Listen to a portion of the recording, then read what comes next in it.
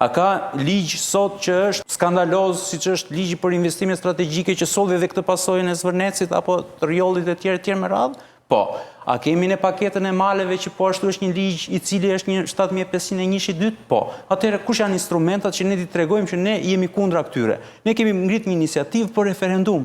Ta çojmë shtetin dhe qytetarët shqiptarë që më në fund, me zërin e tyre, me votën e tyre, të tregojnë që janë kundra. Dhe nesër, ai nuk del dot, siç del sot dhe thot, shiko se mua më mbështesin 800.000 shqiptarë dhe unë kam të drejtë jem këtu se ju s'jeni aq, por nëse ne shkojmë në referendum dhe në masë masive ne dalim për të shfuqizuar këto ligje, atëherë ka çfarë thot? Jo.